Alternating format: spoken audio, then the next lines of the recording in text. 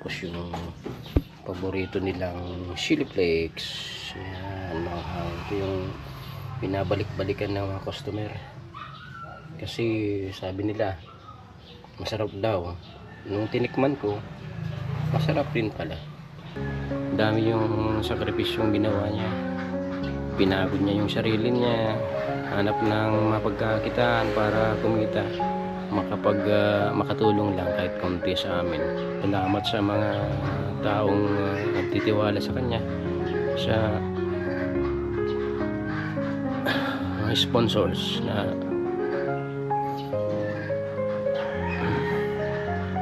walang sawang sumusuporta sa kanya. Sabi yung mga kagwene, nagiging emosyonal ako pag gano'n na sasalita ako patungkol sa mga anak ko, lalo na kay Gwen.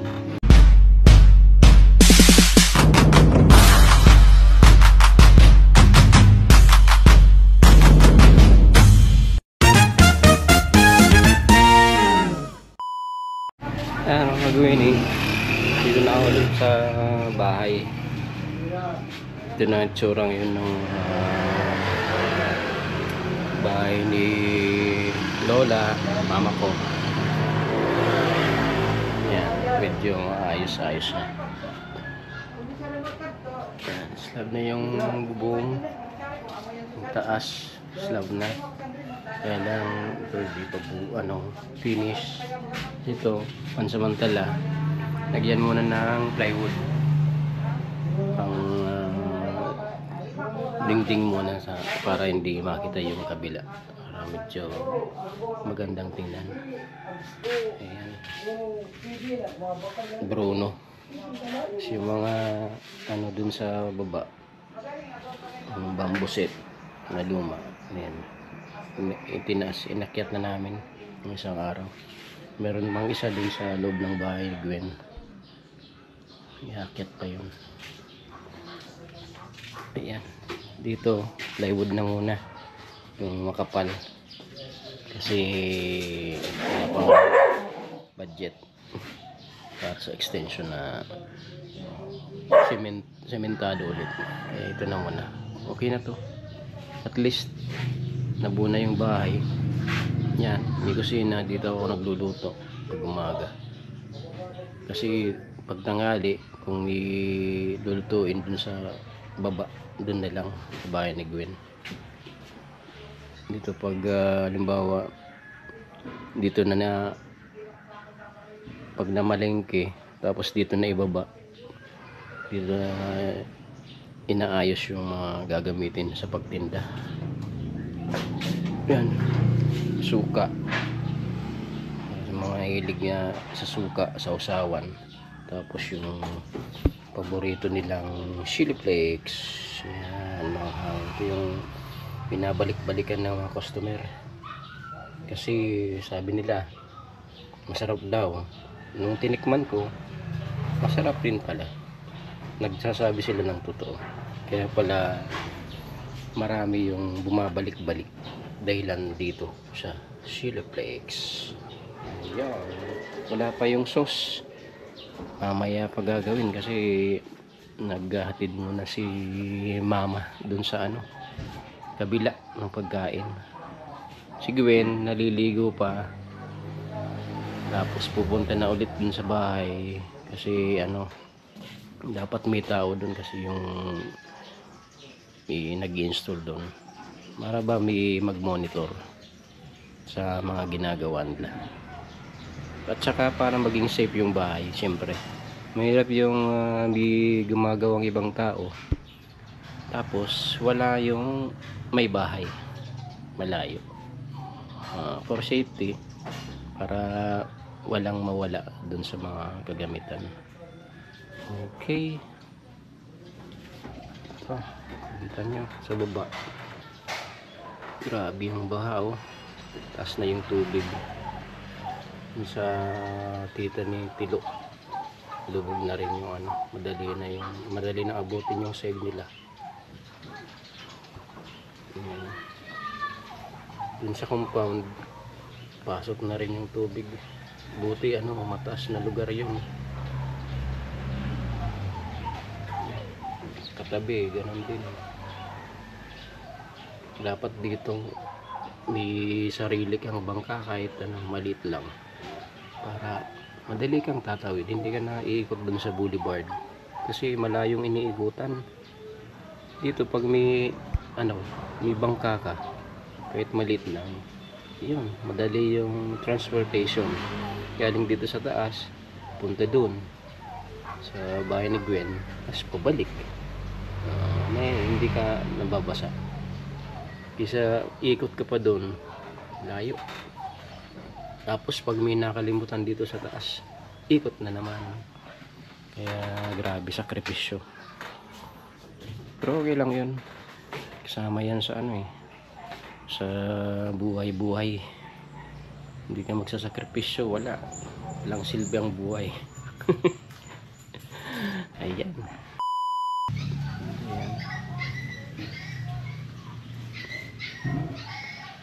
Grabe pala pag hindi ako naka-hat. Kitang-kita na yung lapad ng aking saka halata ng medyo tumatanda na, nagkakaedad na. Kasi halos nawawalan na ng buhok. Buti mahaba yung buhok ko. Ito naman ang ginagamit kong hat kasi yung signature hat ko hindi pa tuyo kasi ginamit ko yun nung umuulan na tinanggal ko yung trapal, yung tent, nilisan ko ng trapal kasi yun na nga, nabutas siya kasi naipon yung tubig, maraming tubig dun sa gilid, kaya bumigay yung trapal. Hindi naman masyadong makapal yung hindi niya kaya nung trapal yung yung tubig na marami, kaya yun bumigay siya, na butas yung unang poste sa taas, tapos yung sa gilid laylayan bumigay. Kaya siguro mamaya tuyo na yon yung hat ko. Alam niyo mga kagweni, natutuwa ako tumanga kay Gwen sa achievement na nararating niya. Kahit hindi siya nagko-concentrate na patuloy nung yung career niya bilang teacher. Tapos natuon na yung atensyon na dito sa pagbablog. Ay suportado ko pa rin siya kasi gaya ng mga nangyayari ngayon, dami yung sakripisyong ginawa niya, pinagod niya yung sarili niya, hanap ng mapagkakitaan para kumita, makatulong lang kahit konti sa amin. Tapos ito na, unti-unti nang natutupad yung plano niya sa buhay. Salamat sa mga taong nagtitiwala sa kanya, sa mga sponsors na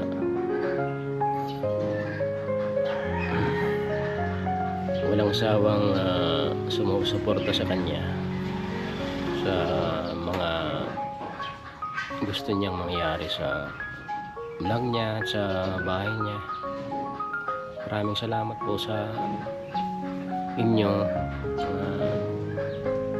walang sawang sumusuporta kay Gwen, saka sa mga viewers, yung mga subscriber niya nagdadagdag kasi magaling din naman siyang makisama sa mga tao, kaya siguro ganun yung nangyayari sa pagtitinda niya. Kakatulong din yun para dumami yung subscriber niya. Kahit solo na lang siya, na ngayong vlogger na siya, solo na lang. Yung ibang vlogger kasi siyempre busy na rin sila sa iba-ibang nila, trabaho. Kaya sinisikap ni Gwen na makaabante kabante. Kasi yun ang gawain ng vlogger eh. Kailangan mo magsakripisyo. Sa una, medyo mahirap na na makamit yung mga kagaya ng mga views, subscribers, pero unti-unti umaangat yung niya, umaangat siya.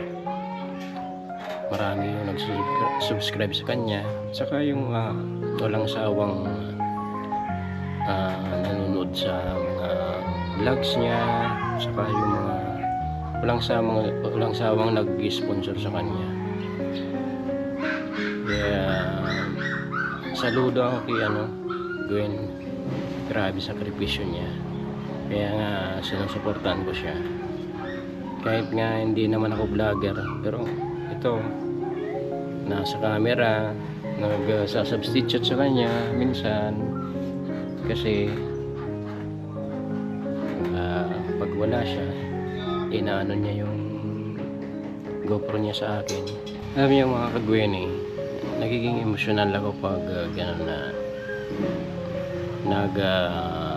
sasalita ako patungkol sa mga anak ko, lalo na kay Gwen. Kasi nakikita ko yung sakripisyong ginagawa niya at ramdam ko yun. Kahit hindi ko sabihin sa kanila, na halata naman nila yung suporta ko sa kanila. Kasi ako hindi ako mahilig na magsalita sa kanila kung ano. Nag-advise ako sa kanila. Siyempre, hindi yan nawawala bilang magulang. Nag-advise ako, in-advance ko yung mga advices ko kanila. Mga posibleng mayari, anong dapat iniiwasan, mga iniingatan sa buhay, kahit sa anong mga lakad, saka anong mga desisyon na ginagawa nila. Nag-advise ako, nagbibigay ako ng advice kasi kailangan nila eh. Kahit nga mga na sila, mga matured na, pero kailangan pa rin nila ng advice galing sa magulang. Nasa kanila na rin yun kung susundin nila o sila magdidesisyon sa sarili nila. Okay lang naman yun. At least hindi nawawala yung pagkamagulang sa kanila. Dapat yun din yung tandaan nila. Kasi hindi naman habang buhay yung kasama kami. Darating ang panahon, maghiwalay kami. Magsasarili siya. Tapos ma-experience na rin niya yung buhay na may pamilya. Kaya yun, maalala niya yung mga sinasabi namin sa kanya. Kaya kay Gwen, patuloy lang niyang ipursu yung dream niya, kung anong gusto niyang marating o maabot. Basta nandito lang naman kami, susuporta sa kanya. Ako kahit sabi ko nga kanina itindihan ko vlogger, ayan, sinisikap kong maging ganun. Kasi yun na, pag sinabi niyang Dada, ikaw na muna yung mag-vlog, ikaw na muna mawak nitong GoPro, kuhanan mo sila ng clip yung mga nagtatrabaho. Kasi may gagawin ako, kaya maliligo muna ako, bahala ka dyan. Hindi, siyempre ako naman nag-iisip ako, ano ba yung gagawin ko, ano ba yung sasabihin ko sa harap ng camera. Hindi naman ako dating naggaganito kaya medyo nasasanay na rin ako dahil sa paulit-ulit niyang pagbibigay nitong GoPro niya. Hindi pala pagbibigay, pag pinapahiram niya. Kasi pag binigay niya wala na siyang GoPro. Ako na ang may GoPro. Diba? Kaya sige lang Gwen kung ano yung gusto mong mangyari sa karir mo ngayon bilang vlogger. Basta dito lang kami ni mama mo sumusuporta sa iyo, saka huwag mong kalilimutang magdasal, tumawag sa kanya kasi mas maganda yung lagi kang may gabay galing sa taas, lalo sa mga pang-araw-araw mong ginagawa at mga gagawin, siyempre para maging safe ka rin araw-araw. Kasi ako ganun ang ginagawa ko.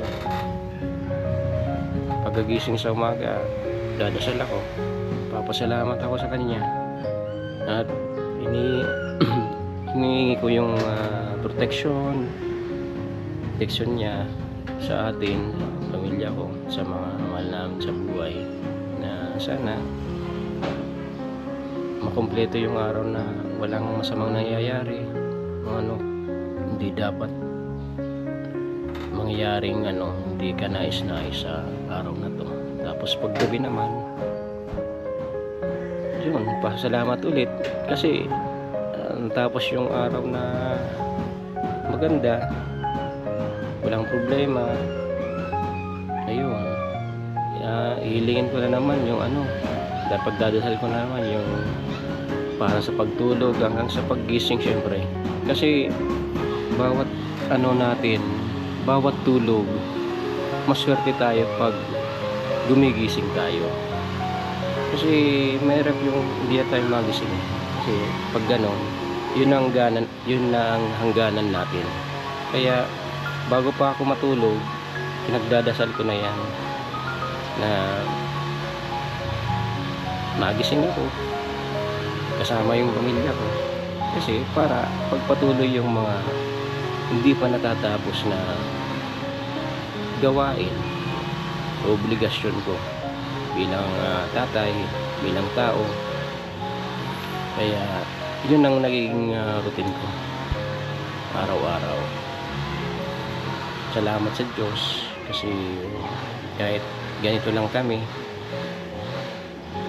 hindi kami pinanganak na mayaman o may kaya sa buhay, pero yung nagsasakripisyo kami para mabuhay, lumaban sa buhay. Kasi gaya nito dito sa lugar namin, palaging binaba, tapos may negosyo kami dito sa taas at saka dun sa boulevard. Ayun, grabing sakripisyo, pero okay lang kasi ganyan talaga ang buhay. Hindi mo naman madaling makuha yung pera. Dapat talaga paghirapan mo. Salamat sa mga kasi merong mga taong mababait talaga, yung nagbibigay sa amin, yung mga sponsor, yung sumasagot sa ibang gastusin namin. Kaya maraming salamat po sa kanila. Kasama rin sila sa kasama rin sila sa mga dasal ko. Kasi ang mga ganyang tao, dapat ibinabalik mo rin yung kabutihang ibinibigay nila sa pamamagitan na lang ng dasal, yung paghiling sa Panginoon na sana maging ligtas sila at malayo sa anumang sakit, anumang sakuna, at mga taong pwedeng gumawa ng masama sa kanila. Yun nga, malaking bagay na yun, pero hindi ko naman yun pinagkakait sa mga tao, kasi kahit nga hindi ko pakilala, sinasama ko sila sa dasal. Yung mga hindi nagbabago sa mga gawain nilang masama, sinasama ko rin sa dasal ko. Kasi mas maganda yung isang araw makikita mo sila, nagbago sila mula sa pagiging paggawa ng mali hanggang sa makita mo gumagawa na sila ng tama, kahit hindi nila alam na yun ang ginagawa ko. Okay lang, kasi kagustuhan ko rin naman yun. Hindi ko naman inaano, hindi naman nila ako inuutusan na gawin ko yun. Kaya yan, patuloy lang ang buhay. Sana araw-araw kahit ganito lang, maging healthy tayo, ligtas sa anumang sakuna at malayo sa anumang sakit, na maging malakas tayo sa pangangatawan, spiritual, kasi yun ang ingredients ng buhay. Para mabuhay ka ng matagal, kailangan mo maging healthy, kailangan mo maging matibay, diba ang loob mo,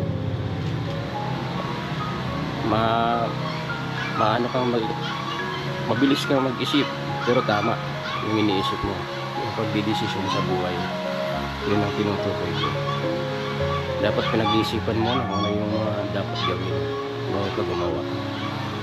Hindi dapat madali yung mga bagay-bagay, kasi minsan sa pagmamadali maraming namamali. Yun